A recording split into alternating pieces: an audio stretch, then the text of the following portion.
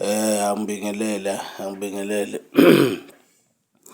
angibingelela wonke umuntu le video ezofinyelela kuyena. Namhlanje i-psychic doctor le, psychic doctor Xhego. Ngifuna ukuchaza namhlanje le ndaba esake sayithinta kafushane. Indaba ethinta-ke namhla ngifuna ukuchaza indaba ethinta ukuthi uJesu kahle kahle lo okuthiwa akakhonzwa izwe lonke noma umhlaba wonke, ukuthi hlehle yena ngokweBhayibheli leli wayethunyelwe kubani. Ngithanda ukuthi-ke lento ukuze siyichaze kahle asiyichaze ngalo iBhayibheli ngoba vele ingalo isuka umsusu usuka kulo. Uma uthatha iBhayibheli uvula uMateyu chapter 2 verse 6, kukhona okutholayo kuthiwa laphayana isiprofetho lesiya esashiwo umprofeti wakhona Israyeli omkhulu ebikezela ngokuza kwakhe uJesu, uthi maye Bethlehema lizwe lakwaJuda, nawe awumncinyana kubabusi bakwa-Israyeli, ngokuba kuwe kuyophuma umbusi obusa isizwe sami uIsrayeli. Uyayibona lonto le iyodwa kunento eyicacisayo. Kuthiwa uyobusa isizwe sakhe esubani esu-Israyeli. Kusho umprofeti wakhona kwa-Israyeli umemezela ngokuza komhlengi wabo ukuthi uyobezele bani. Ngidlule lapho kuye futhi uMateyu ku-chapter 15 verse 21 kuya ku-26, lapho uza kuthiwa emkhawulweni kwavela owesifazane waseKhanani owayekhala ukuthi inkosi hawukela umntanami ukhwele kabi ngamadimoni.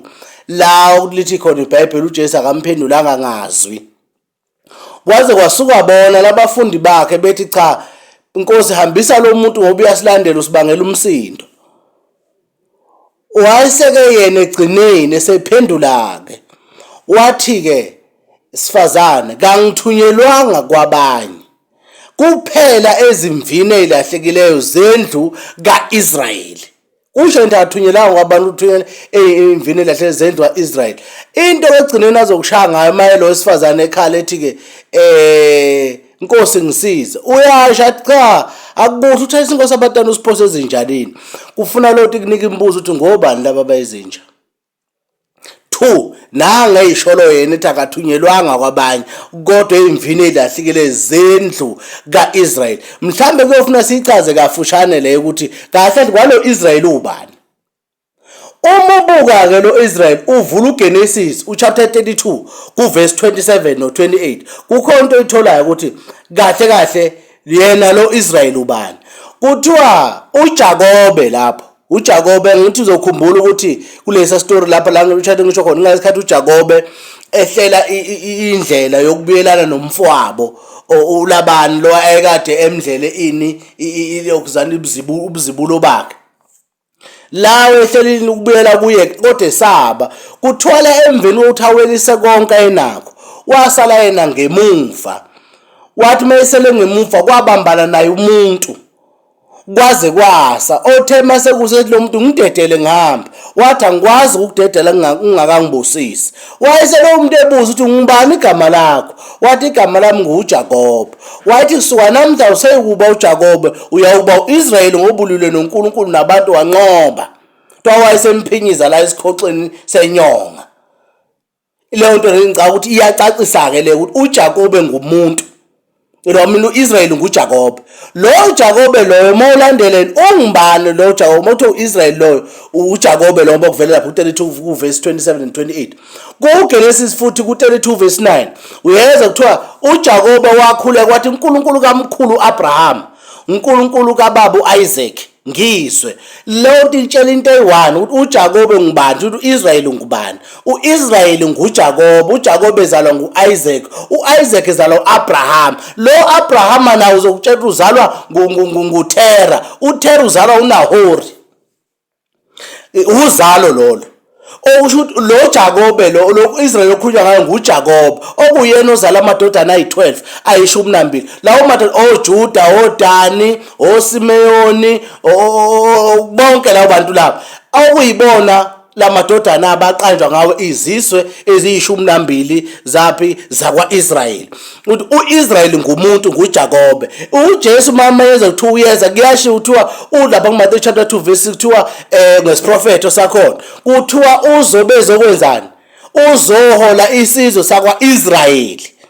Shuthi lapho uzenzalweni kaJakobe. Angithi naye lo Jesu uvela kuphi? Enzalweni yoDavide. Inzalo le yakhona kwaJuda, inzalo yakhona kabani lo mfana lo Israyeli okuJakobe loyo. Ingane zakhe amadodana akayi-12 lawa aenze ukuthi ugcine kulo kube izizwe zakwa-Israyeli qanjwe ngamagama azo. Lonke ikutshela into yokuthi lo Jesu wayezele kubani. Umbuzo kuwodwa ke manje ukuthi ke kuphi la ukuthi khona uJesu wafuna khonza yibo bonke abantu. Uma ngakhona umuntu ongaveza ivesi lapha nechapter athi nakho la kushiwo khona ngoba la kuMateyu chapter 15 kuverse 21-26 uyikhulumela yena ukuthi akathunyelwanga kwabanye kuphela emvini elahlekile zendlu kwaIsrayeli. Kusho yena uqobo kuJesu loyo ngokubhala kwaMateyu ukuthi kwasho uJesu. Lonke itshela into eyodwa ukuthi ke ayikho la kusho khona ukuthi lo Jesu wayethunyelwe kubo bonke abantu. Uyasho yena athi angithunyelwanga kwabanye kuphela emvini elahlekile zendlu kwaIsrayeli. Into ezokuxaka ke nezokushaya abantu abangakutshelo iqiniso ukuthi lo wesifazana uthiwa wavele owaseKhanani. uKhanani ngokweBhayibheli kubani? uGenesis chapter 10 kuverse 1 uyatshelwa lapha kuthiwa ngamadodana kabani lawo kaNowa entwe emveni kwazamcolo lapha chapter 6 kuGenesis. Amadodana kabani kaNowa lawo ethu emveni kwazamcolo ke amadodana kaNowa sana bawu3 ayingena emkhumbini nguShem, nguJafethi, nguHam. Lo Shem indodana yokuqala, uJafethi indodana yesibili, uHam indodana yokugcina. Mawulandela lapha kuverse 6 kuGenesis chapter 30 Genesis 10 uyathola kuthiwa ke amadodana kalokuzana kaHam indodana yokugcina kaNowa. Uyatshethwa wazala uEgypt, wazala uKhanani. Futhi uKhanani umfobo kabani? Umfobo kaEgypt. Yabona labo Abrahama laba noJesu bonke bawubathola ngokweBhayibheli inzalo kaShem lele indodana yokuqala ngoba kuGenesis chapter 11 uzokuthola lokho ukuthi ke uAbrahama uyinzalo noma uyisizukulwane sikaShem shuthi indodana eqala kabani kaNowa. iBhayibheli lonke limi ngalenzalo le kaShem indodana yokuqala. Indodana yesibili ukuthiwa yazala oKhupro Italy oChina isave akusakhulunywa ngayo. Lesibili kuthiwa yazala uEgypt noKhanani akusakhulunywa ngayo. iBhayibheli ikhuluma ngenzalo eyodwa la limi ngenzalo eyodwa kufika koNowa koAbrahama koJesu bonke labantu laba inzalo kaShem leyo. Okutshela into eyi-1 ukuthi lo wesifazane uthiwa waseKhanani uKhanani umfabo kaEgypt. Uthi uJesu akathunyelwanga kwabanye. Ibuza umbuzo wodwa ke methi uthunyelwe kwaIsrayeli then lezi ezinye izizwe zona umhlengi wazo ubani ufuna ibhekwe ngubani. Ingakho kuzofica amashayina wabo uNkulunkulu, amaNdiya noNkulunkulu wabo, amaMuslim anoNkulunkulu wabo. Lokho kukutshela ukuthi yonke lento uNkulunkulu ayimise ngendlela yayo. Laba abantu namaKristiani labantu abamhlophe lapha bayiba abantu bakaJesu lokuthi bathunyelwe kubo. Thina ndlempisholo into engakhulunywa nathi. Leyo nto le ikutshela iyodwa ukuthi abantu abamnyama kufanele ukuthi bazi ukuthi bona kumhlengi wabo ubani futhi uNkulunkulu wabo ubani. Ebengifisa ukucacisa namhlanje ukuthi abantu bazi ukuthi uJesu wayethunyelwe ubani ngokweBhayibheli. Ngeke ebhale kulo leBhayibheli lisho lona. Kuyadida futhi umuntu aphinde athathe neBhayibheli athi uJesu wafela bonke abantu. Kukuphi la kubhalwe khona lokho athi uJesu wayethunyelwe kubani? Kukuphi okusho khona lokho eBhayibhelini na? Ngoba lo mlando ufike nabamhlophe wona lo mlando futhi uyasho ukuthi lo mhlengi loyo kuthiwa wayezele kubantu uwayezele kubapha abantu. Iyaxaka lento yomuntu ompisholo ukuthi ke ahambe ngena ngoba namhlanje mawathatha ufake ubopho indwangu nawe usuqhamuke nawe usushayisa amashayina kubabaza abantu kodwa bababaza abantu bawuphethe iBhayibheli labamhlophe. Umbuzo uthi umehle kukuphi lapho? Awukho. Labo uNkulunkulu esifaka kubo vele asihlangane nabo njengoba lo Jesu ayetsho ukuthi akathunyelwanga kwabanye emvini elahle zendlu kaIsrayeli. Then ke singena phi thina kwaIsrayeli siyiphi inzalo? uIsrayeli ozalweni lakini wena kuphi la kuthinteka khona uIsrayeli? Akukho. Awukho la ukuthi wena ungenzalo kaIsrayeli ungenzalo Abraham. Iyako bese bekhohlisa abantu bethi uIsrayeli isibili ngokamoya amanga lawo. Lento ireality abantu baIsrayeli bakhona nakalokho. Thina abantu abampisholo ithini ofuna sazi indlela zethu zokhokho bethu ukuthi abamhlophe bengakafika okhokho babephila ngoba babephila ngamuphi uNkulunkulu la babekhonza muphi uNkulunkulu. Ilokho abantu abafuna bawazi ngoba nanga uJesu eyihlangula ethi akathunyelwanga kwabanye,